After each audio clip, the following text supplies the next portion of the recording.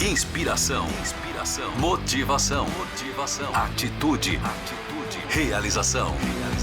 Bora fazer acontecer? Bora? Bora fazer acontecer. Com Zepa. Olá, sejam bem-vindos a mais um episódio do Bora Fazer Acontecer, essa nossa conversa semanal, sempre com pessoas que sabem fazer acontecer. Nosso objetivo aqui é sempre o mesmo, falar sobre inspiração, sobre atitude e principalmente sobre realização. Os mais diversas facetas do empreendedorismo a gente traz aqui e a gente traz pessoas que têm alguma ideia, algum insight, alguma sugestão para você também tirar o seu sonho do papel, tirar suas ideias e empreender e realizar. Hoje eu estou aqui com um grande amigo, um parceirão de longa data, André Dantas, que é especialista em finanças empresariais e também em empreendedorismo. André, seja muito bem-vindo, muito obrigado por ter aceitado o convite.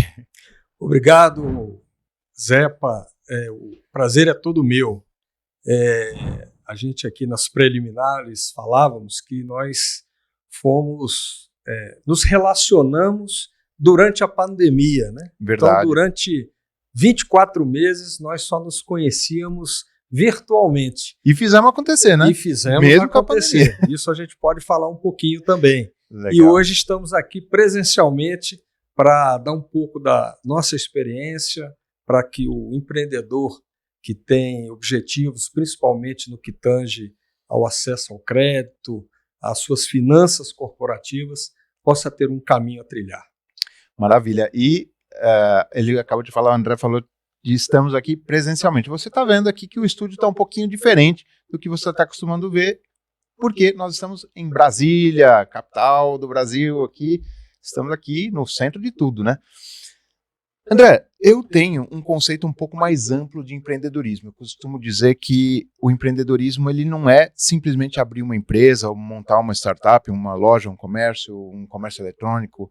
Isso é uma das formas de se empreender. Eu acredito que empreender é construir algo, é realizar um sonho, né? Você sonha, você tem uma vontade, uma necessidade, você verifica quais são os recursos que você tem, você se planeja e você realiza. E você fala, uau, isso para mim é o fazer acontecer, isso para mim é empreender.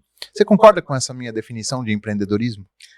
Concordo sim, Zepa, porque muitas vezes as pessoas associam exatamente o empreendedorismo ao negócio, ao seu negócio. E é uma atividade lucrativa, e não necessariamente precisa ser. E o conceito do empreendedorismo ele passa por várias vertentes. Uma delas, por exemplo, é o intraempreendedorismo. Sim, que é o podemos falar disso. empreendedorismo que a gente faz dentro da nossa atividade laborativa dentro de uma empresa, ou dentro da nossa atividade numa comunidade, ou dentro da nossa atividade em qualquer segmento que a gente esteja. Recentemente, nós participamos lá na nossa rua de um grupo de segurança junto à Polícia Militar do Distrito Federal e faltavam pessoas para tomar a iniciativa e para que a coisa acontecesse.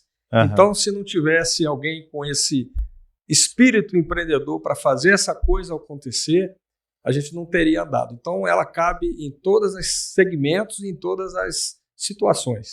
Eu costumo dizer que, além do intraempreendedorismo, você pode empreender quando você, como eu disse, constrói algo, né? Inclusive, literalmente, se você vai construir uma casa, por exemplo, ela também parte de um sonho, você precisa avaliar os recursos tangíveis e intangíveis que você tem ou que você precisa ir atrás, você faz um planejamento e executa esse planejamento para ter o sucesso da realização. Isso você pode fazer, por exemplo, com um trabalho voluntário, né? Como você falou, dentro de uma comunidade, ajudar alguém ali a fazer alguma coisa, alguma atividade, montar uma banda de rock, por exemplo, fazer um time de futebol, e tudo isso é formas de empreendedorismo, né?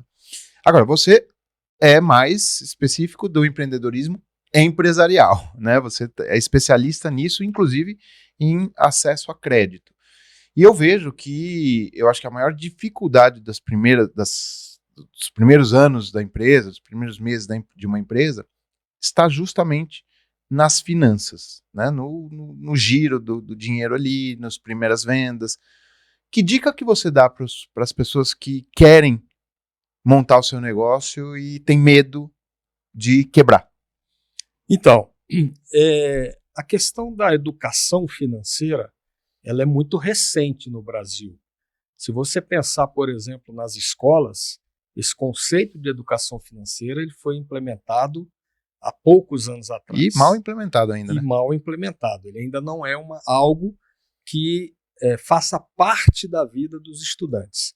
Do ponto de vista empresarial, há mais ou menos uns 15 anos atrás, as instituições começaram a se movimentar na questão da educação financeira dos negócios. E muitas instituições, principalmente as financeiras, elas começavam, pelo que eu entendo, que está na última prateleira de produtos e serviços de um banco, que é o crédito. O crédito é o último produto, é o produto mais valioso, tanto é que é o mais perigoso, que as instituições podem acessar. Existe algo muito antes, que é a questão do relacionamento, que precisa ser estabelecido, é a questão que vai antes ainda de você saber o quanto você precisa e se você precisa. Muitas vezes a gente se depara com empreendimentos que acham que a solução está no crédito. E quando a gente atua na empresa e olha para a empresa, você vê que ele está com dinheiro parado no estoque. Ele tem um estoque muito alto e ali é capital de giro na veia. Se ele conseguir fazer a venda daqueles produtos, o capital de giro aparece. Tem gente que financia mal, que se negocia mal com seus fornecedores, ou seja, prazos de pagamento, isso não são trabalhados. E tudo isso está fora da instituição financeira, está fora do sistema Muitas financeiro. vezes a pessoa procura o crédito justamente por não ter essa visão, né, de que existe dinheiro circulando, né, no estoque, nos fornecedores, nos prazos de pagamento, nos prazos de recebimento, também nos recebíveis dele. Às vezes o cara fala, vamos dividir em 12 vezes aqui. Só que aí, se o cara depois quiser antecipar esse dinheiro, ele vai comer uma taxa gigantesca ali na maquininha do cartão de crédito e o lucro dele vai todo por água abaixo, não é? Exatamente. Então, a questão da educação financeira, da preparação, ela é muito importante. E isso a gente tem no Brasil, no país, várias instituições que ajudam nesse sentido. Posso citar uma, que é o Sebrae. O Sebrae é uma instituição que possui um portfólio de produtos e serviços que atua diretamente nessa educação financeira do pequeno negócio e que consegue fazer essa preparação que lá eles chamam de pré-crédito. Aliás, o Sebrae tem um trabalho muito bacana com os empresários, os pequenos e médios empresários, justamente nesse auxílio de tirar dúvidas, porque o empresário, o cara, às vezes é especialista em alguma atividade. Por exemplo, vou dar um exemplo aqui clássico no Brasil, né? Alguém que sabe fazer alguma coisa muito gostosa para se comer, um bolo, um salgadinho, sei lá, alguma marmita fit, sei lá. Ele sabe fazer ali como ninguém. Vou começar a vender, Só que quando ele se depara em fazer, ele tem que perder mais da metade do tempo dele cuidando de assuntos que não é exatamente cozinhar, que é a especialidade dele. E isso o Sebrae acho que faz muito bem, né, de dar esse auxílio para esses empresários. E uma coisa que chama atenção aqui, que você falou do estoque, né? Mas eu não tenho estoque, eu sou designer gráfico, eu sou prestador de serviço. Existe estoque para ele também, né? Exatamente. Que é estoque de conhecimento, de tempo. Sem dúvida. Né? E aí você está trazendo um outro ponto importante que tem a ver com as finanças empresariais, que é a precificação de quanto vale o seu serviço. Porque nesse exemplo, nós estamos falando de um prestador de serviço. E muitas vezes esse empresário ele não sabe precificar a hora dele, ele não sabe quanto custa a hora dele, né? Não só precificar, eu sempre falo isso, preço é aquilo que você paga, valor é aquilo que você leva. Então é muito importante o empresário saber a diferença do preço e do valor e se valorizar. né? Porque muitas vezes o cara fala assim, não fecha com outro cliente, com outro fornecedor sem me consultar que eu cubro qualquer orçamento. Como assim cobre qualquer orçamento? Quer dizer, o seu valor está indo por água abaixo, daí você quer vender por preço, né? E aí, Márcio, se você me permite, a minha esposa é artesã e já teve um empreendimento, e exatamente por essas tantas outras atividades que você citou há pouco, de gestão, ela acabou vendendo a empresa e hoje é microempreendedora individual e cuida só do artesanato. E eu, obviamente, exerço as outras funções, né, de office boy, de ajudante no conserto de máquina, na parte de embrulho. Na parte de embrulho. Então, eu sou o funcionário faz tudo dela, né? E, de vez em quando, ajudo nas finanças. E a questão é exatamente essa, né? Ou seja, ela muitas vezes, quando vai precificar o produto, ela coloca o valor da hora dela como artesã. E uma das coisas que ela trabalha muito bem é isso, é não reduzir para ganhar de preço do outro concorrente. Porque ela tem uma qualidade, ela tem como qualquer outro empresário tem, e isso é importantíssimo você fazer valer durante a sua relação comercial. E nesse exemplo que você deu, ela calcula também a sua hora para precificar o produto dela? Não, a minha hora é gratuita. Né? Então não é gratuita. Aí é que está o grande erro, porque se um dia você tem que viajar, se um dia você tem alguma atividade no seu trabalho que você não consiga ser o office boy, ser o embrulhador, fazer o cafezinho, ela vai precisar contratar alguém. Né? Então, hoje eu já tenho uma DR para ter em casa. Né? Já tem que ter. Porque é verdade isso. Quando que ela vai profissionalizar? Será que ela vai querer sempre ter esse trabalho? Mesmo que ela tenha, é necessário colocar um valor ali. Sim. Né? Se eu fosse contratar, eu ia, sei lá, pagar um salário mínimo para uma pessoa fazer isso que ele me ajuda. Tem que colocar isso na hora também, não é verdade? Porque muitas vezes a atividade é feita em casa, né? Falei do bolo, tem artesanato. Calcula o preço da energia elétrica. Não, tudo isso está incluso. Isso está incluso. O único que está de graça aqui sou eu nessa história. eu sei bem o que é isso. Em casa a gente é explorado, né? Exatamente. Brincadeira. Imagina, a gente tem que dar apoio mesmo ao empreendedorismo, né? Apoio às nossas famílias, porque eu acho que o empreendedorismo no Brasil, ele é uma porta de saída de uma crise, de vários problemas, e uma grandiosa porta de entrada a milhares de oportunidades. Eu li uma reportagem um dia desses que era uma faxineira que perdeu o emprego. Ela trabalhava como faxineira numa empresa, auxiliar de limpeza ali, e ela não sabia o que fazer, e ela, na empresa, ela era responsável em limpar o estofado das cadeiras. Era uma empresa muito grande, então ela ia departamento por departamento limpando as cadeiras. E alguém falou para ela, falou assim, por que você não monta uma empresa para limpar sofá? Né? E passaram 1 ou 2 anos ela fazendo isso, ela falou assim, hoje eu tiro 5 vezes mais do que eu tirava como empregada, e estou muito mais feliz, faço meu horário, se tiver dia que eu quero não trabalhar, eu consigo. Se eu quiser trabalhar num domingo, eu consigo. Então, é uma grande porta de entrada o empreendedorismo, você concorda? Eu concordo que, além de ser uma porta de entrada, é um grande local de aprendizado para todos. Nessa minha história aí de aproximadamente 20 anos já nas finanças empresariais, especificamente com pequenos negócios, eu diria para você que eu aprendi muita coisa com esses empreendedores. E vou exemplificar aqui um caso que eu acho emblemático para mim. Certa ocasião, eu estava correndo o Brasil falando, o Brasil ele tinha até 2010, mais ou menos, uma exclusividade das bandeiras de cartão de crédito. Né? Então, as 2 maiores bandeiras de cartão de crédito, elas eram necessariamente ofertadas por uma rede de credenciadores, a maquininha. Em 2010 isso acabou. E aí eu fiz todo um trabalho de disseminação desse novo modelo. E numa cidade no interior do Rio Grande do Norte, quando eu fui apresentar uma senhora, na primeira cadeira, ela veio e falou assim para mim, antes da palestra começar: vem cá, o senhor vai falar do fiado, né? E eu fiquei pensando, eu falei assim, mas o que a senhora está querendo dizer? Não, ela tirou da bolsa a cadernetinha que ela tinha com o nome de todas as pessoas que ela vendia fiado. Aí eu falei, exatamente, eu vou falar do fiado eletrônico.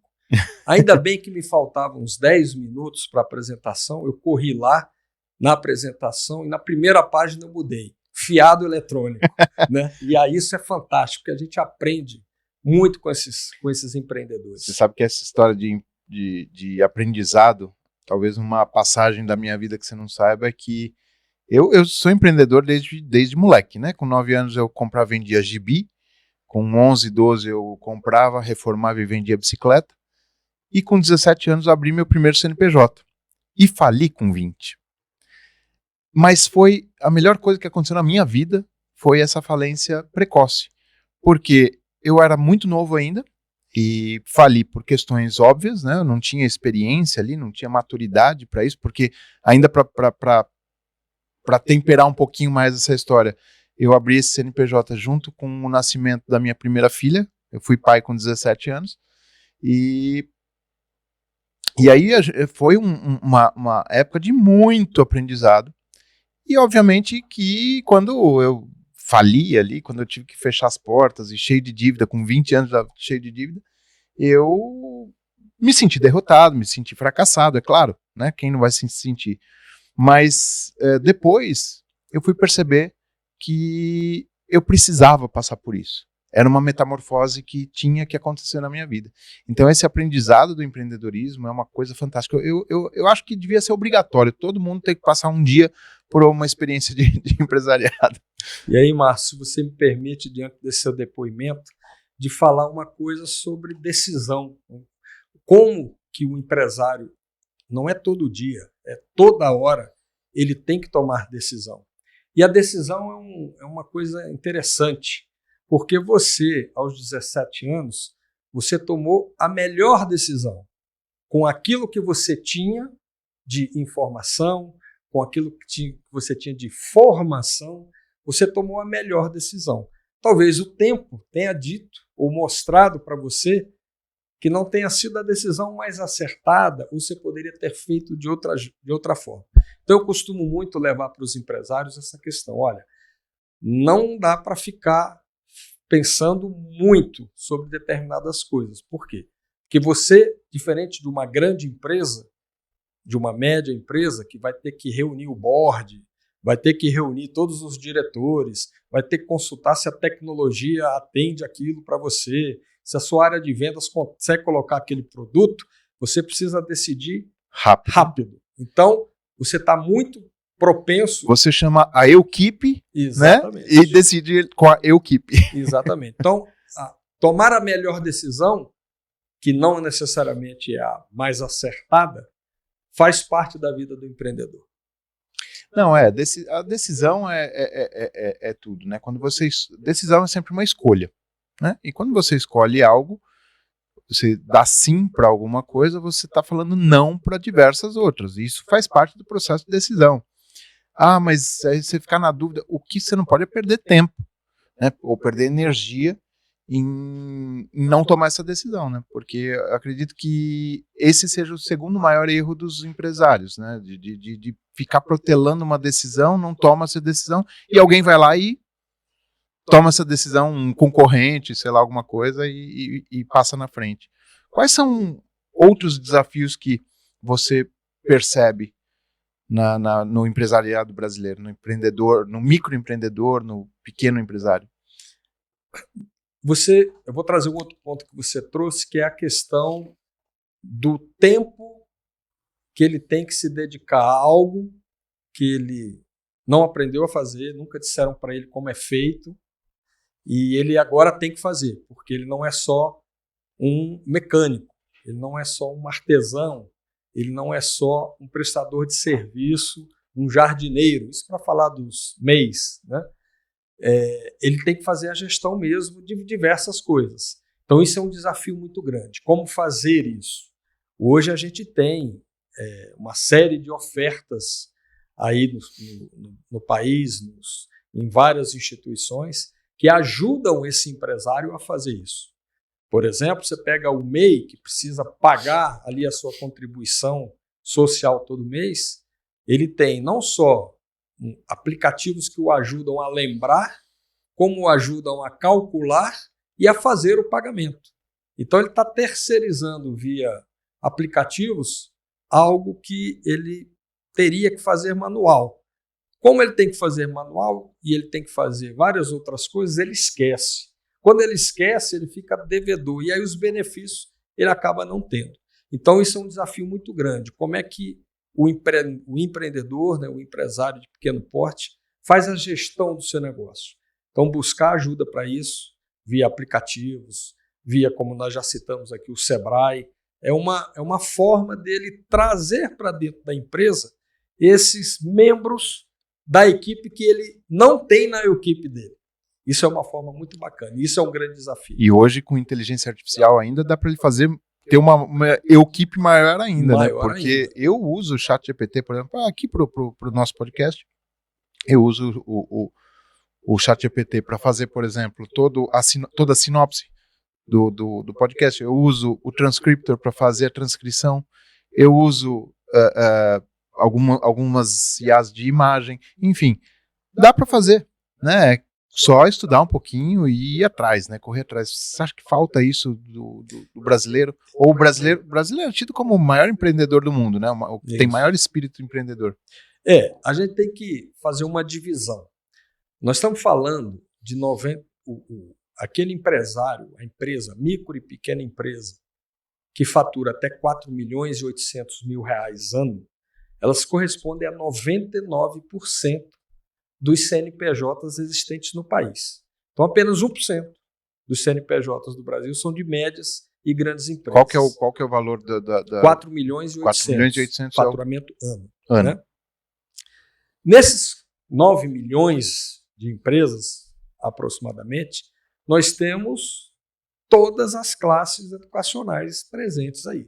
Uhum. Tem aqueles que têm facilidade para utilizar isso, tem aqueles em que você vai precisar apoiá-los mesmo, traduzir muitas coisas e pegar na mão. Não tem jeito.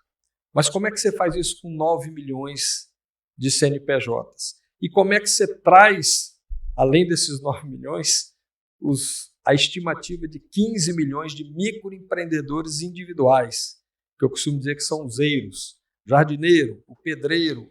Né? Mas 15 milhões informais? Você hoje deve ter formalizado em torno de, talvez, 25% desse número.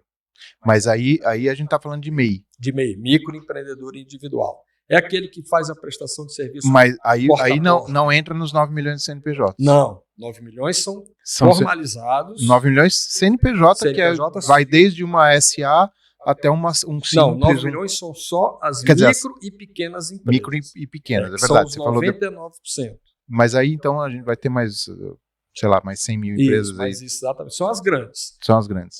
Faça um exercício, você e o seu público. Hoje, quando você for caminhar na rua, ou quando você for amanhã até um determinado local, a pé é melhor, né? Mas pode ser de carro. Conte por quantas médias e grandes empresas você vai passar. E quantos MEIs, né, os EIs que você falou, né, os eiros, né, que você falou, o pipoqueiro, é o ambulante ali que está vendendo alguma coisa, que muitos não estão formalizados. Muitos não estão formalizados. É inegável que a lei do microempreendedor, ela é um grande avanço, mas eu acho que ela tem ainda muito para crescer, muito para melhorar. E eu acho que um dos problemas é que o MEI ele é uma porta de entrada, de acesso ao trabalho, né? Mas, por outro lado, muitos deixam de ser formalizados, muitos eiros que você fala, deixam de se formalizar como o MEI por conta de outros programas de governo, programas de políticas públicas de acesso à renda. Uhum. O Bolsa Família é um deles. Bolsa Família, se o cara tiver o Bolsa Família, ele não pode ter uma MEI. Se ele tiver uma MEI, ele perde o Bolsa Família. Como é que você acha que o Brasil deveria seguir para equalizar essa situação e conseguir trazer esses eiros para a formalidade? Precisa existir uma política pública bem associada em relação ao benefício social. O benefício social também ele não pode ser considerado só uma coisa ruim. Não. Tem um fator positivo nele. Agora, você tem que associar isso ao empreendedorismo. Eu vou falar de um outro benefício social. Só para não deixar claro aqui para a audiência, não estou falando mal, não. Muito pelo contrário, tem que ser um escape ali para a pessoa momentâneo, isso. Mas tem que ter uma porta de saída. Sem dúvida. E aí é onde eu estou falando, onde precisa existir essa política pública associando essa renda extra com o empreendedorismo, para permitir exatamente essa porta de saída. Eu vou dar um exemplo de um benefício social que a Caixa Econômica, normalmente é a operadora maior dos benefícios sociais do governo, tem atualmente, que é o pé de meia. O pé de meia é um valor financeiro que é pago para os estudantes que estão matriculados no ensino fundamental, pago por mês, e tem um valor por ano, e se ele fizer as provas lá de acesso, ele tem um valor adicional. Se você olhar esse benefício por si só, ele vai virar, sim, uma renda para uma família, que às vezes tem 5, 7, 10 filhos, né? Uhum. E vai desestimular que as pessoas que conduzem aquela família trabalhem. Por quê? Porque ele tem R$200 ali por filho e que pode ser uma renda para ele que sustente a família dele. Agora, a partir do momento que você consegue associar no próprio pé de meia, por exemplo, a educação empreendedora que a gente falou aqui, que não existe nas escolas, né? E que essa criança que está ali, ou esse adolescente que está ali recebendo esse benefício, passe a ter conteúdos de educação financeira do que fazer com esses R$200, a não ser entregar para a família, para os pais, ou muitas vezes nem tem os dois, só tem a mãe, para que eles se sustentem, você começa a dar um outro contexto na história do benefício social. E outra visão, né? Uma Exatamente. Visão de prosperidade, de olhar para o futuro e falar, eu consigo com as minhas próprias mãos fazer acontecer. Uhum. Eu consigo com as minhas próprias mãos dar um futuro melhor para minha família, trabalhando e ganhando muito mais do que R$200 por filho, ou que junte ali 10 filhos, que seja R$2.000, ele consegue ali, como um eiro, mas devidamente formalizado, ele consegue, de repente, montar uma pequena empresa ali de jardinagem, por exemplo, como o jardineiro que você falou. Exemplos a gente tem disso no Brasil? Sim, de exato. Pessoas que não tinham acesso a recursos e conseguiram progredir ao longo do tempo. O caso né? da faxineira que abriu a empresinha de limpeza de sofá e está feliz da vida. E muitas pessoas, muitos MEIs, eles não querem, né, aquele negócio, eu quero montar uma mega empresa, vou ficar milionário, vou ter 50 pessoas abaixo de mim. Eu arrisco dizer que a grande maioria dos MEIs não quer isso. Ele quer só ter o trabalho dele, bem pago ali, bem justo, e fazendo acontecer o dia a dia dele, um trabalho honesto. E só antes de a gente pular para um outro assunto, falar da importância dessa formalização, né? São muitos não formalizados. E aí vou dar mais um exemplo pessoal. Um prestador de serviço desse que atuava na minha casa, né, um jardineiro, ele não era formalizado. E certa vez ele me comentou que a escola lá da localidade dele precisava contratar para fazer a jardinagem da escola, mas ele não tinha CNPJ e ele não podia participar. Então eu ajudei, como pessoa mesmo, né, a se formalizar. Ele se formalizou em muito pouco tempo, participou do processo e hoje ele faz a jardinagem na escola. Porque tem e não tem mais tempo de fazer na sua casa. Pois é. Isso acontece nas melhores famílias. Mas que bom, né? Que ele teve a evolução dele. Às vezes não, quase sempre. A gente precisa de um empurrãozinho de alguém que já passou por uma experiência, já passou por alguma coisa para fazer isso. Então, assim, eu acho que as pessoas que têm vontade de empreender, elas precisam tirar esse peso de que, ai meu Deus, o que vai acontecer? Vai e faz. precisa fazer acontecer. Dá para conciliar o teu trabalho formal, o CLT, com o empreendedorismo? Dá. Você vai trabalhar 12 horas por dia? Bem-vindo ao mundo do empreendedor, né? O empreendedor trabalha bastante. Então, eu até dou essa dica, né? Assim, quer começar um novo negócio? Não, tenta ver se você consegue conciliar com o teu, aquela coisa que está segura. E vai fazendo aos pouquinhos, faz uns testes, vai tentando. Deu certo? Aumenta um pouquinho. Tenta negociar lá no teu emprego para diminuir para meio período. E aí você aumenta o teu tempo de trabalho como empreendedor. E até o dia que você vai falar, não, agora eu me dedico somente ao meu negócio e toco o barco. Exatamente. Maravilha. Estamos aqui já quase chegando no final da nossa conversa, passou tão rápido aqui.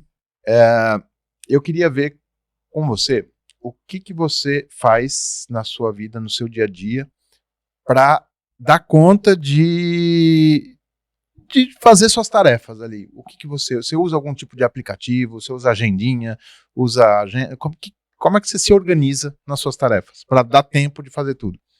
O Márcio, eu sempre fui um cara muito planejado, desde cedo. Aos 16 anos eu comecei a estagiar, coincidentemente, numa instituição bancária. Quando eu fiz 20 anos, eu disse para mim, aos 60, daqui a 3 anos, eu tenho que ter condições de pendurar minha chuteira. Se eu vou pendurar ou não vou pendurar é uma outra coisa. E esse planejamento já deu certo. Daqui a 3 anos eu tenho condições de ir morar lá no Vale do Itajaí, perto de você. Opa, né? Vamos lá. Vai ser muito bem-vindo. Ser seu vizinho lá. E para dar conta de tudo isso, claro, eu sempre me atualizei muito, né?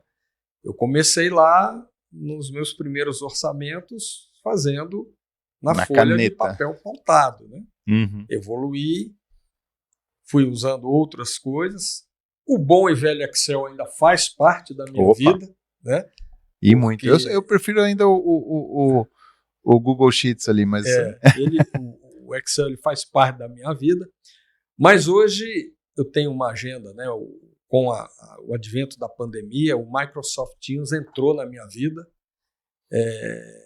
e ele me dá conta de toda, minha agenda toda está ali, né? Ou seja, está tudo integrado. Está tudo integrado com todos os outros. Então, e na nuvem, né? E na nuvem, obviamente, né? Ou seja, se eu quiser daqui agora, eu sei que agora, daqui a pouco eu tenho uma outra reunião, porque o Teams aqui já está me avisando que ela começa daqui a pouco. Que vai começar né? Então eu uso muito isso para me organizar do ponto de vista de agenda, e financeiramente eu uso muito aí as planilhas, né? Isso aí. Tecnologia, né? Tecnologia.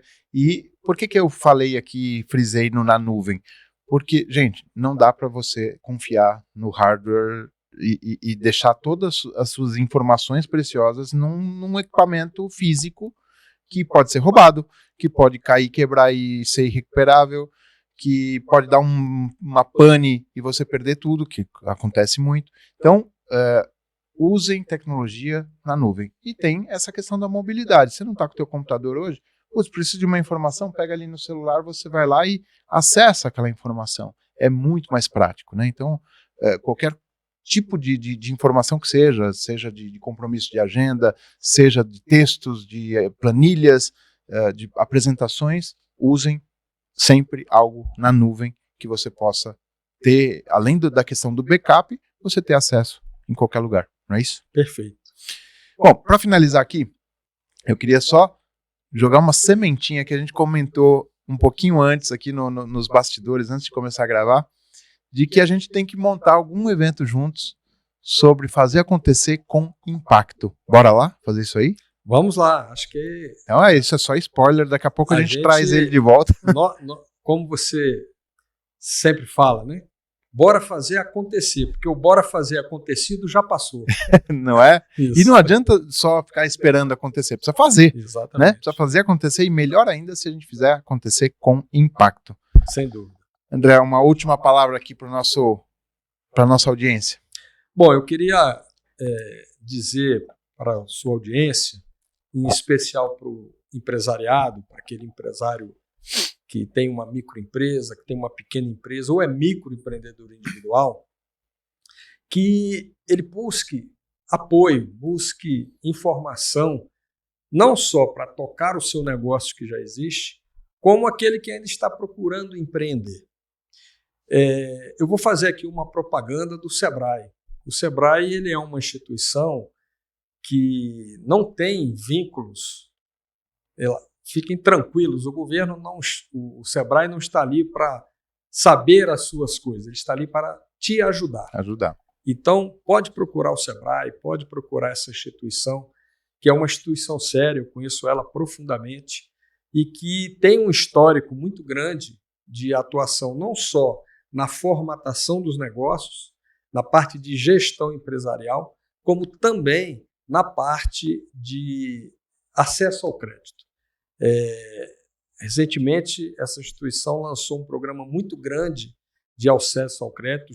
É só acessar lá o portal da empresa que vocês vão ver uma série de ações que existem, tanto para a gestão como para o acesso ao crédito. É uma dica que eu deixo. Maravilha, então, bora lá. Então, é isso aí, ficou a dica aí de você, que é empresário ou que quer abrir um negócio, procura o Sebrae. Eu acho que é um baita caminho de ajuda, realmente. Lá tem muita gente que pode, não só de acesso ao crédito, mas de formação, de até cursos na parte de comunicação, tudo mais. Tem muita coisa legal e gratuita no Sebrae. Esse foi mais um episódio Bora Fazer Acontecer.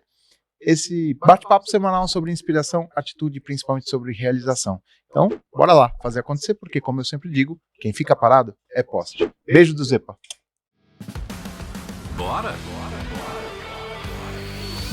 Bora fazer acontecer. Com Zepa.